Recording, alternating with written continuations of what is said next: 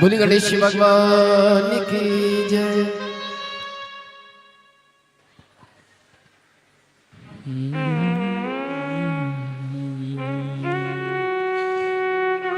श्री गणेश जी महाराज की जय।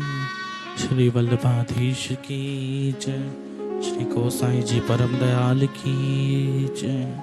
श्री श्याम सुंदर जमुने महारानी की जय। श्री कालका माई की जय। श्री गणेश जी महाराज की जय। श्री गौरा महारानी की जय। श्री शंकर भगवान की जय। श्री कार्तिकेय जी महाराज की जय। वक्रतुंड महाकाय सूर्यकोटि समप्रभा निर्विघ्नं कुरु मे देव सर्वकार्येषु सर्वदा। ओम नमः शिवाय। ओम नमः शिवाय। ओम नमः शिवाय। बोलो कुबरेश्वर धाम की जय। हर हर हर हर हर हर। ये पवित्र पावन पुनीत श्री शिव महापुराण कथा का तृतीय दिवस आज यहाँ प्रारंभ होने जा रहा है। नवरात्रि का चतुर्थ दिवस आज है। 4 दिन बाद शिव पुराण विराम ले लेगी और 5 दिन बाद मैया अपने दर पर वापस चली जाएंगी। ये जो नवरात्रि का चतुर्थ दिवस है, ये जो कुष्मांडा माता का दिवस है, जिस दिन मैया अपने भक्तों को, अपने सभी शिव भक्तों को, अपने सभी भक्तों को वैभव प्रदान करती हैं। इस दिन आप ये पावन पवित्र श्री शिव महापुराण को श्रवण कर रहे हैं। जैसे पूज्य गुरुदेव ने पहले कहा, नवरात्रि के अंदर अगर कोई भक्त भगवान शंकर की पूजा कर रहा है, नवरात्रि के अंदर अगर कोई मैया का भक्त भी भगवान को पूज रहा है, तो माता रानी अपनी पूजा से भी ज्यादा फल उसे प्रदान करती हैं। जब सती मैया का जन्म हुआ, सती मैया ने भी खूब तप भगवान शंकर का करा, खूब भगवान शंकर को भजा, खूब भगवान शंकर की सेवा करी, खूब भगवान शंकर को पूजा। तब जाकर माता सती को भी भगवान शंकर अपने पति के रूप में प्राप्त हुए।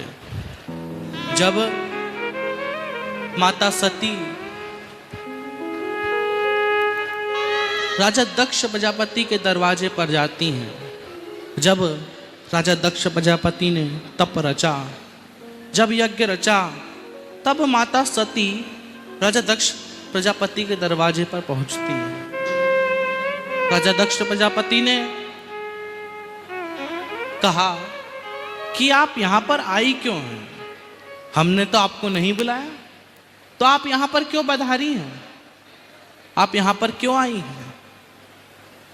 सती मैया ने कहा कि राजा दक्ष प्रजापति, मैं यहां पर आई नहीं हूं। याद करो, जब तुमने मुझे भजा था, जब तुमने मुझे पूजा था, तुमने खुद ने मुझे अपनी बेटी के रूप में बुलाया था, याद करो। और मैंने एक चीज कही थी, मैंने एक चीज कहा था कि अगर मुझे जरा सी भी बेइज्जती महसूस होती है, जरा सा भी अपमान महसूस होता है, तो मैं ये देह छोड़कर चली जाऊंगी। तब जाकर माता सती ने यज्ञ में जलकर भस्म हुई। अगर आपके घर पर बेटी हैं, आपके घर पर बहन हैं, बड़े खुश होना है। संसार में कोई भी कार्य संभव नहीं हो सकता। हम सभी देवाधिदेव महादेव के चरणों के दास हैं। उनकी कृपा दृष्टि के साय में ही अपना जीवन यापन करना चाहते हैं। हम सभी महादेव के मंदिर जाएं, देवालय जाएं, भगवान का जल अभिषेक करें और अपने मन की बात, अपने हृदय की बात हम महादेव से कह सकें। बड़ा ही सुंदर और सरल तरीका हम सभी को पूज्य गुरुदेव ने बताया है और एक लोटा जल सारी समस्या का हल हम सभी को पूज्य गुरुदेव ने बताया है। और इसी बीच में पूज्य गुरुदेव का शुभ मंगल आगमन हो चुका है। सुंदर गुरु वंदना के साथ में आज कथा के तीसरे दिवस में हम सभी प्रवेश करेंगे। जय जय श्री राधे, हर हर महादेव, श्री शिवाय नमस्तुभ्यं। गुरुर्ब्रह्मा गुरुर्विष्णु गुरुर्देवो महेश्वरा गुरुर्साक्षात् परब्रह्म तस्मै श्री गुरुवे नमः।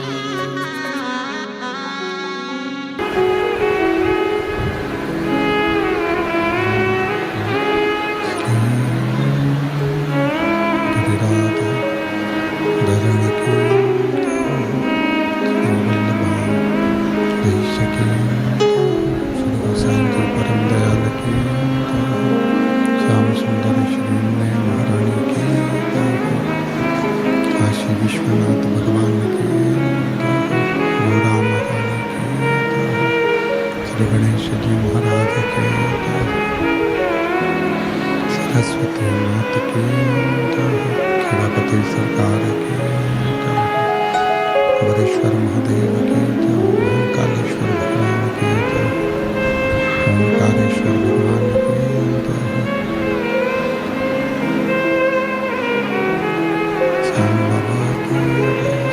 बालाजी महाराज की, श्री गोविंद भगवान की, संत सतगुरुदेव माता की, चिंता संतान अंतार यत्पदानु दैनदाश्रयं तनुजाचार्यं प्रणमामि। यदि कृतो जन्तु सर्वदुःखाति गो भवेत्तमहं सर्वदा वन्दे श्रीवल्लभनन्दनम्। अज्ञानतिमिरागास ज्ञानजशलाकया चक्षुरुन्मिलितं तस्मै श्रीगुरवे नमः। नमामि हृदय शैलराजहृदयशैलं लक्ष्मी शास्त्रशैलं कलामि। चतुर्भीष्व चतुर्भीष्व चतुर्भीष्व त्रिस्तवश्व विजायते सुपञ्चदा हृदय।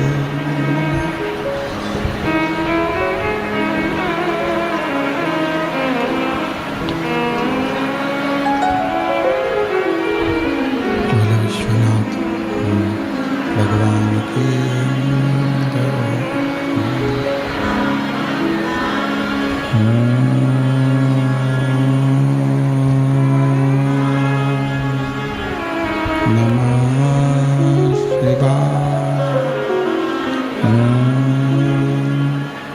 नमः शिवाय, नमः शिवाय, नमः शिवाय,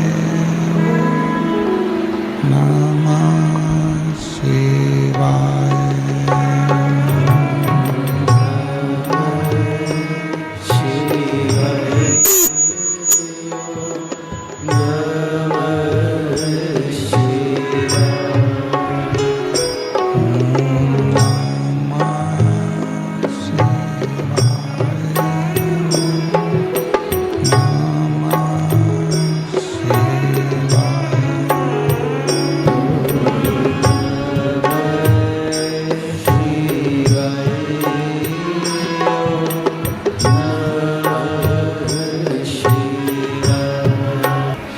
हर हर महादेव, हर हर महादेव, हर हर महादेव। हर काशी विश्वनाथ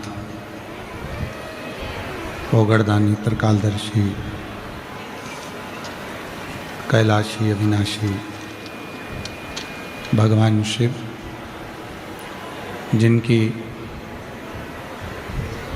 पुनीत पावन पवित्र शिव महापुराण की कथा बाबा देवाधिदेव महादेव की कृपा से, करुणा से, उनकी उदारता से जयपुर नगर में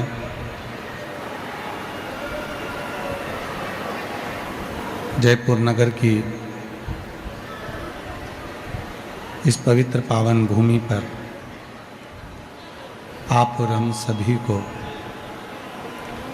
भगवान देवाधिदेव महादेव की पवित्रमय आनंदमय शिव महापुराण की कथा श्रवण करने का सौभाग्य प्राप्त हुआ है। कथा मंडप में विराजमान राजस्थान की पवित्र भूमि से, गलता पीठ से पूज्य पीठाधीश्वर स्वामी जी महाराज, किन्नर अखाड़े से महामंडलेश्वर एवं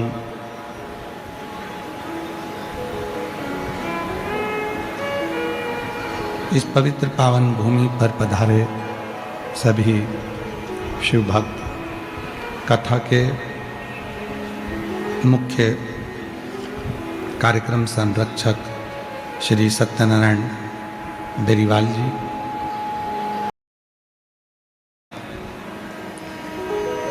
नहीं देखा जाता। जिसको भगवान शंकर की साधना करना है, ईश्वर की साधना करना है, राम नाम, कृष्ण नाम, श्री नारायण, श्री हरि आदि का स्मरण करना है, उसको उम्र नहीं देखना, उसको समय भी नहीं देखना। आज व्यक्ति क्या करता है कि पहले उम्र देखता है कि अभी तो हमारी कमाने की उम्र है, अभी हमें भजन नहीं करना,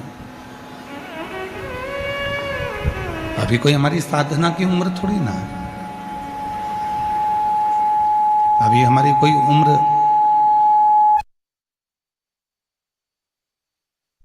भजन में लगे।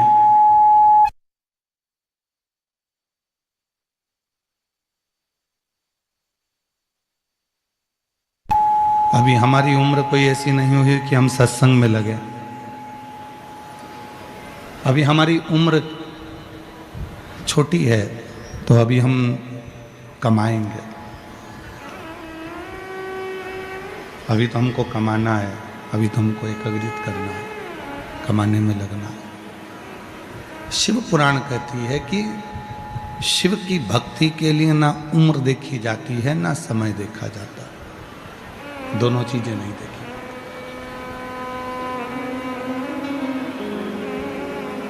आप उम्र भी मत देखो और समय भी मत देखो। आवाज खोलिए, इधर पीछे की भी आवाज खोलो, उधर तक सारे।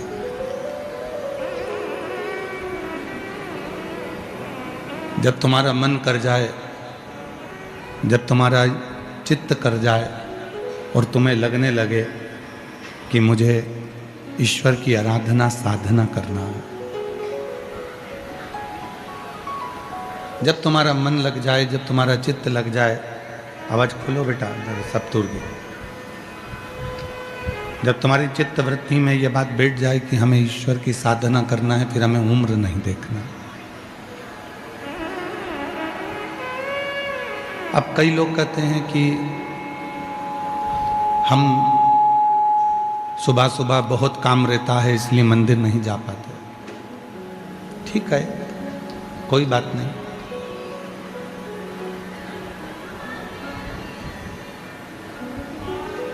इधर पंडालों की आवाज खोलिए। कोई कहते हैं कि हमें मंदिर जाने का समय सुबह सुबह नहीं मिलता।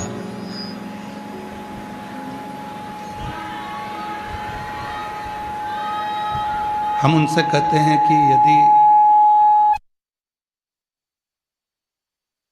जाने का समय नहीं मिल रहा, आप मंदिर नहीं जा पा रहे सुबह, तो 24 घंटे में से कोई समय तो ऐसा निकालो जिस समय पर आप शिव के सामने जाकर खड़े हो जाओ, शिव की साक्षी में पहुंच जाओ। प्रत्येक भारत की भूमि पर ही नहीं, देश और विदेश में जहाँ भी शंकर जी के मंदिर हैं, चाहे वो ज्योतिर्लिंग हो, चाहे तुम्हारे आसपास का मंदिर हो, तुम्हारे घर के पास का मंदिर हो, चाहे तुम्हारे घर में शंकर जी का कोई शिवलिंग हो, जो तुम्हारे घर के पास में हो। लोग कहते हैं कि उज्जैन महाकाल में ज्योतिर्लिंग है, कोई कहता है काशी में ज्योतिर्लिंग है, कोई कहता है केदार में ज्योतिर्लिंग है, कोई कहता है कि सोमनाथ में ज्योतिर्लिंग है, कोई कहता है भीमा शंकर में ज्योतिर्लिंग है, कोई कहता है मल्लिकार्जुन में ज्योतिर्लिंग है। पर शिव महापुराण की कथा एक सुंदर बात, आवाज नहीं आ रही है पंडालों में, आवाज खोलिए ना। शिव महापुराण की कथा भगवान शंकर की कथा वर्णन करती है कि केवल उज्जैन ज्योतिर्लिंग में नहीं, काशी में ही नहीं, केदार में ही नहीं, भीमा शंकर या कृष्णेश्वर या मल्लिकार्जुन में ही नहीं, शिव महापुराण की कथा कहती है कि शिव भगवान शंकर का शिवलिंग तुम्हारे घर के पास में भी अगर किसी मंदिर में है और तुम्हारे घर के अंदर भी यदि कोई शिवलिंग विराजमान है, तो ये समझ लेना कि वो 12 ज्योतिर्लिंग के रूप में ही विराजमान है। स्वयं त्रिलोकी का नाथ त्रिकालदर्शी कैलाशी भी किस्मत नहीं बताए। शिव जी ने नहीं कहा कि तुम्हारे बेटे को 14 वर्ष वनवास भोगना पड़ेगा। शिव जी ने नहीं कहा कि तुम्हारी जानकी, तुम्हारी बहू भी वन में चली जाएगी। शिव जी ने नहीं कहा कि तुम्हारी बहू को एक ऋषि के घर में जाएगी, वहां बच्चे होंगे। शिव जी ने नहीं कहा कि तुम्हारी बहू पृथ्वी में समा जाएगी। शिव जी ने नहीं कहा कि तुम्हारा बेटा जल में समाधि ले लेगा। शिव जी ने नहीं कहा कि तुम्हारे बेटे को 14 वर्ष तक वनवास झेलना पड़ेगा। शिव जी ने नहीं कहा कि वन में एक बेर खाकर भी अपने जीवन को जीना पड़ेगा। शिव जी ने नहीं कहा। क्यों?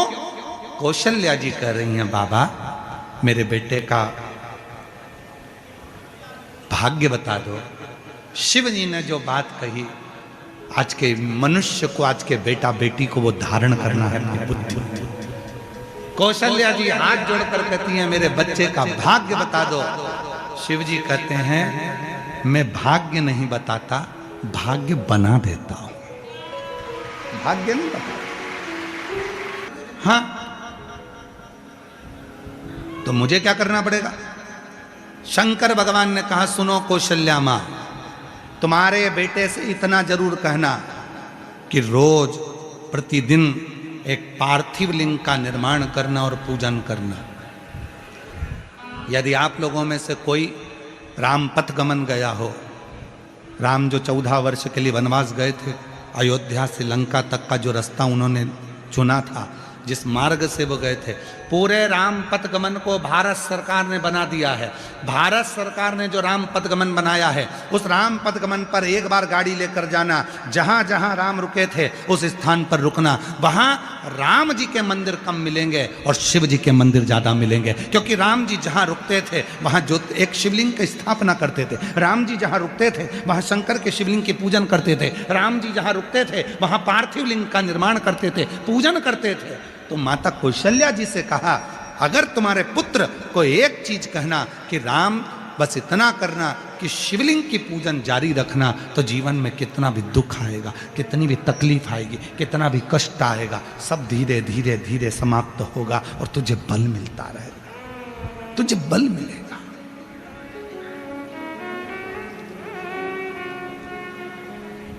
क्या देती है शिव पुराण? सबसे पहले भगवान शंकर अपने भक्त को बहुत बहुत बल प्रदान करते हैं, उसको धैर्य प्रदान करते हैं कि कोई कुछ बोलेगा तो धैर्यता रखना, कोई कुछ हो जाए तो धैर्यता रखना, थोड़ा बल अपने अंदर रखना, धैर्यता अपने अंदर रखना। ये शिव देते हैं, ये शंकर देते हैं, ये शिव प्रदान करते बल मात्र।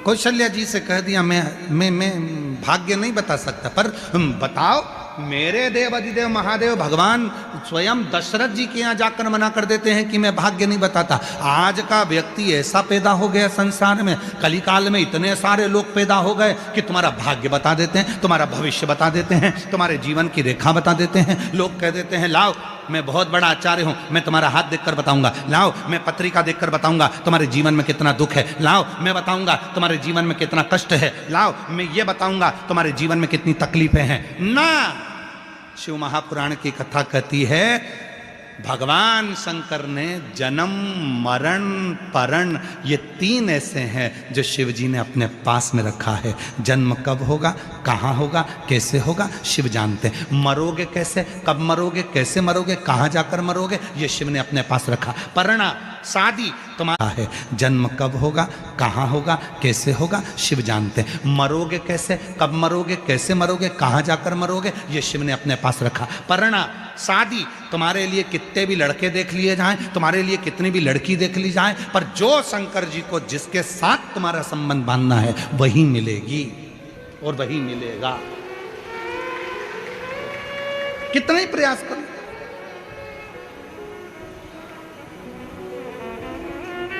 अब ये माँ ने लिखा कि 23 साल तक ऐसा कोई डॉक्टर नहीं छोड़ा मैंने जो जिसके पास इलाज ना करवाया, ऐसा कोई मंदिर नहीं छोड़ा जहां मैंने गोदी ना भरवाई। 23 साल के बाद योग लगा कि संतान का सुख मिल गया। अर्थात जब उसको देना, कहां देना है, कब देना है, कैसे देना, उस पर आश्रित हो।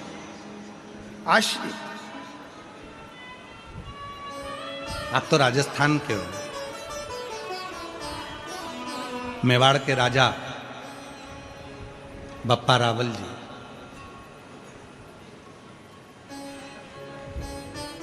जिन्होंने एकलिंग जी की स्थापना करवाई। आप राजस्थान के हो, उदयपुर से 22 किलोमीटर की दूरी पर भगवान श्री एकलिंग जी का मंदिर है। गए हो कभी कि नहीं गए? गए हो सब? मेवाड़ के राजा बप्पा राव जी,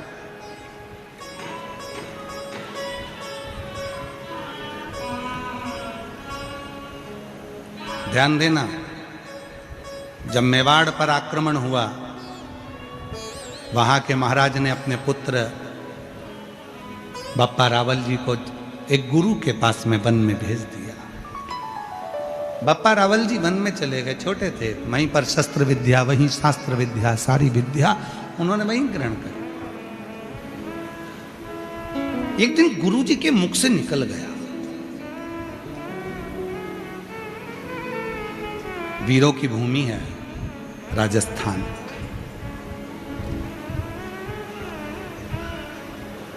यहां की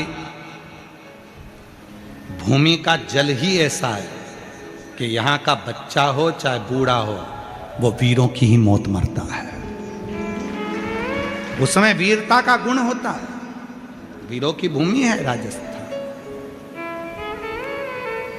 बप्पा रावल जी छोटी सी अवस्था थी, 7-9 वर्ष की, और रावल जी, बप्पा रावल ने वन में अपने गुरु के मुख से सुन लिया। गुरु जी बोले कि जब व्यक्ति बहुत संघर्ष करता है और उसको कोई लक्ष्य नहीं मिलता, तब वो शिव की शरणागति ग्रहण करे। ये बप्पा रावल जी ने अपने गुरु के मुख से सुन लिया, शिव की शरणागति ग्रहण करे।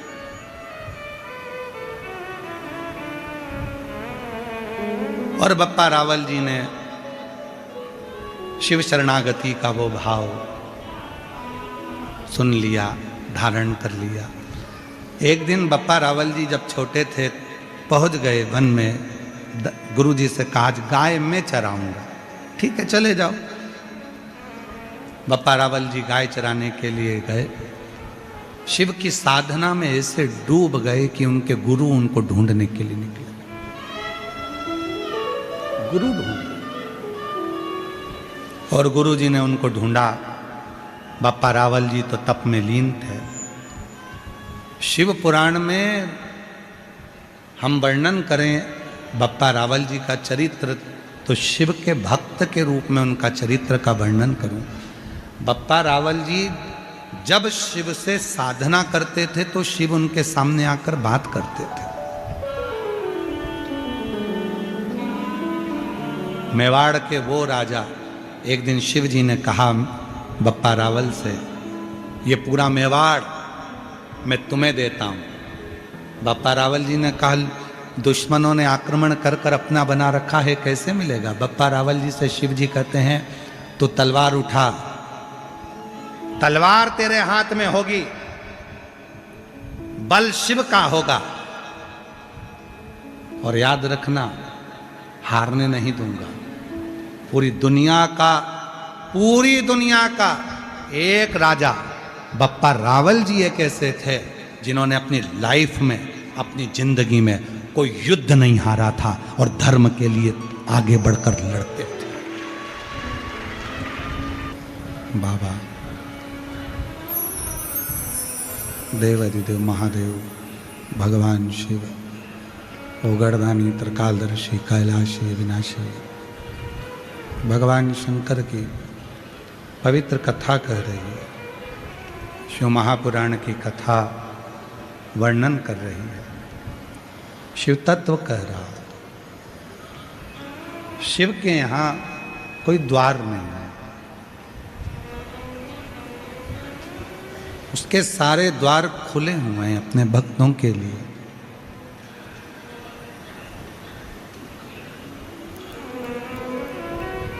दिन रात वो देने ही बैठा। और कोई तुमसे कहे कि भगवान के दरवाजे पर जाकर शिव जी को जल चढ़ाकर कुछ मत मांगो, तो तुम किसी दूसरे से नहीं मांग रही, अपने पिता से मांग रही। संकोच करना दूसरे से मांगने में, पर अपने बाप से मांगने में कभी संकोच मत करना। वो जगत का पिता है और जगत की माँ है, सबकी झोली खुशियों से भर देती है। मांगो, दूसरे से मत मांगो, अपने पिता से, भगवान देवाधिदेव महादेव से, उसके दरवाजे पर जाकर जो कहो वो सुनेगा, श्रवण करेगा।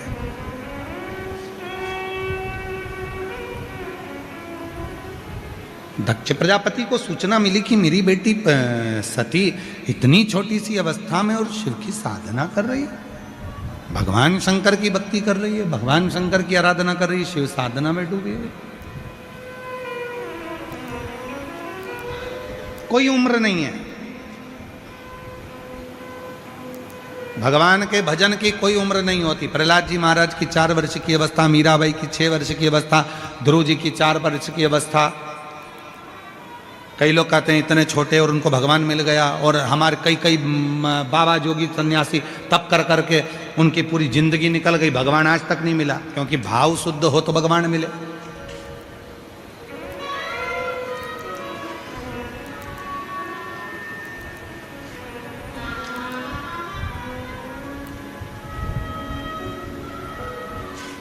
शुद्धता के भावों में अच्छा कर्म यदि पूर्व में करा होता है तो फिर अगला जन्म जो होता है उस जन्म में भी सुख भोगने को मिल जाता है, भले कोई भी जन्म मिले। तुम देखो तुम्हारे जयपुर में कुछ कुत्ता, जयपुर के देखना खुजेली होंगे, कुत्ताओं की भी खाल निकल गई होगी, खुजेली कुत्ता है। कई जगह पर तुम जहां जहां कथा सुनते हो, अपने मोहल्ले में, अपने गांव में, अपने शहर में देखना, कुछ कुत्ते ऐसे मिलेंगे खुजेली, बाजार में घूमते हुए, नाली में पड़े हुए, झूठन खाते हुए। और कोई कोई कुत्ता इतना वीआईपी रहेगा कि वो कुत्ता किसी सेठ जी के घर में मखमल के कालीन पर, गद्दे पर, खुद की थाली में, खुद के बच्चों के साथ, और इतने प्रेम से लाड़ लड़ाएंगे कि क्या बोलूं तो गति नहीं। क्या कई कुत्ता तुम देखना, और कभी विचार करना कि कुत्ता तो वो भी है और कुत्ता ये भी है, आखिर इसने कौन सा पुण्य करा जो इतना अच्छा गादी मिल गई, इतनी अच्छी जगह मिल गई, इतना अच्छा सिंह वो मिल गया, कालीन मिल गया। क्यों? कोई पूर्व का कोई अच्छा कर्म उसने करा होगा। भले कुत्ते की योनि मिली पर सुख उसको आज भी मिल रहा है। क्यों? उसके पूर्व के कर्म के अनुसार। करो, बहुत फैशन का जमाना आ गया, बहुत फैशन का, बहुत हम किसी के लिए मना नहीं करेंगे। तुम लोग, धन तुम्हारा है, पैसा तुम्हारा है, गार्डन तुम्हारा है, रिसेप्शन तुम्हारा है, बच्चे तुम्हारे हैं, बेटा बेटी तुम्हारे हैं, तुम्हें जितना शादी में खर्च करना है, 1 करोड़ 2 करोड़ 5 लाख 25 लाख 50 लाख जितना करना है सब करो, हम कभी मना नहीं करते।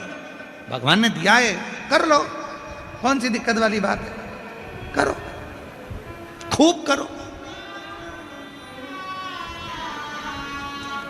शादी की सालगिरह में भी तुम्हें 25-50 लाख 1 करोड़ 2 करोड़ खर्च करना, खूब करो, कौन मना कर रहा है? मना कौन कर रहा है? खूब करो।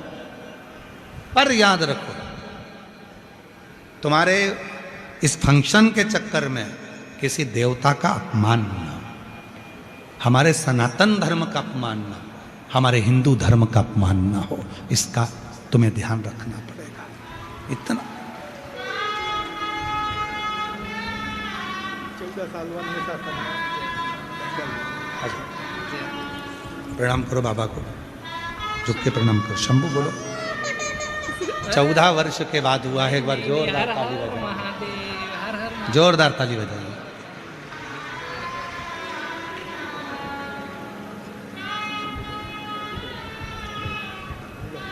दक्ष प्रजापति सबको बुलाया स्वयंवर में, पर शिव को नहीं बुलाया। और सती माता दौड़ कर गई और शंकर जी के पाषाण की मूर्ति पर जैसी माला डाली, मूर्ति में से शिव प्रकट हो गए, दक्ष का विमान नीचे गिरा दिया। वो सती माता शिव की धर्म पत्नी बन गई, अर्धांगिनी बन गई। समय आया, कुंभज बाबा के यहाँ कथा सुनी, फिर अपने प्राणों का त्याग करा सती माता ने यज्ञ के कुंड में। और वही सती माता हिमालय राज के घर में मैनावती के गर्भ से पार्वती के नाम से विख्यात हो गई। और माँ पार्वती का मंगल विवाह शिव जी के साथ हुआ। उन्हीं का हमारे बीच में माननीय राजस्थान सरकार के यशस्वी मुख्यमंत्री जी विराजमान हैं। मैं निवेदन करूंगा 2 शब्द आपके सभी जितने भी पंडाल यहाँ लगे हैं 5-7 सभी पंडाल के भक्त अपने अपनी जगह पर बैठकर ही सुंदर उद्बोधन श्रवण करेंगे। उसके बाद शिव जी के मंगल विवाह की झांकी का दर्शन करेंगे। जोरदार ताली बजाकर माननीय मुख्यमंत्री जी के इस शिव महापुराण के सुंदर प्रसंग में आपका आगमन हुआ।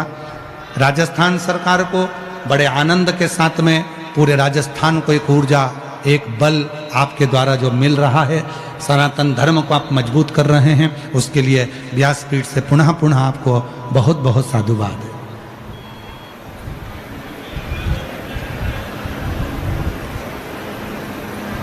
बोलिए भोलेनाथ भगवान की, ताड़केश्वर महादेव की।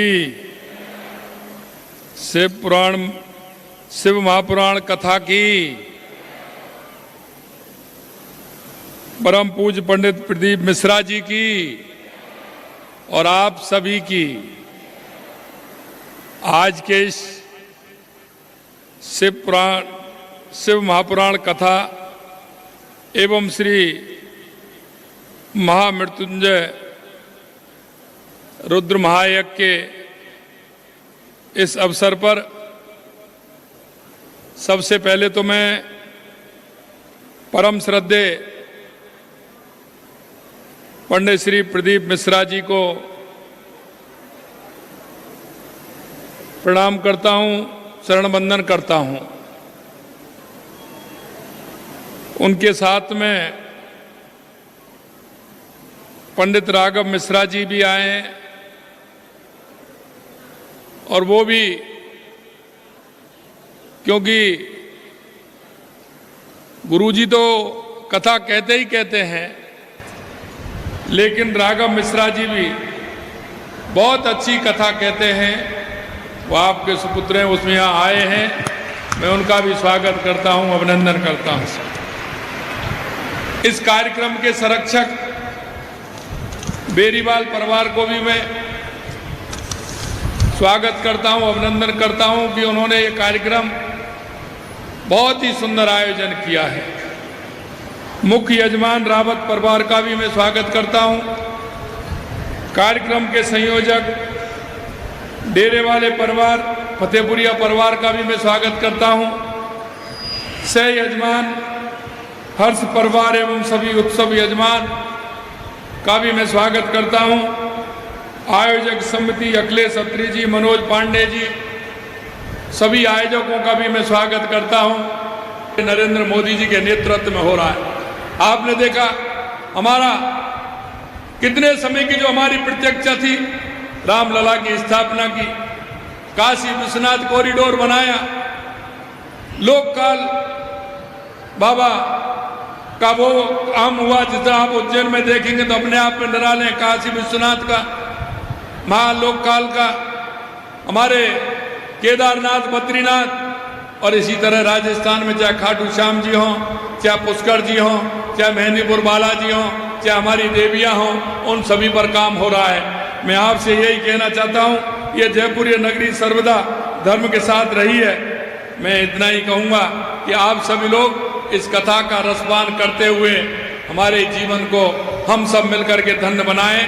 इतना ही मैं कहना चाहता हूँ। अंत में मैं गुरु जी के चरणों में प्रणाम करता हूँ कि ये आयोजन बहुत ही अच्छे समय पर आपने रखा है, और मैं आयोजकों को भी धन्यवाद देना चाहता हूँ कि उन्होंने जिस तरह से व्यवस्था करते हुए ये आयोजन को रखा है। सभी आयोजकों को, स्वागत समिति को, उनको भी धन्यवाद देता हूँ। और आप सभी को भी मैं कहना चाहता हूँ कि एक साथ आप सभी के दर्शन का लाभ मुझे भी हुआ है, इसलिए मैं भी धन्य हुआ हूँ। इधर गुरु जी के भी दर्शन हुए हैं और इतनी बड़ी संख्या में सभी माता बहनें, मेरे बुजुर्ग, युवा, सभी के दर्शन हुए।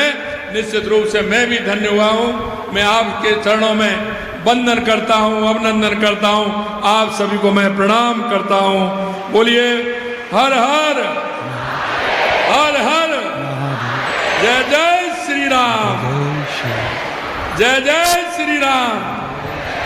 बोलिए वंशी वारे की, गिरिराज धरण की।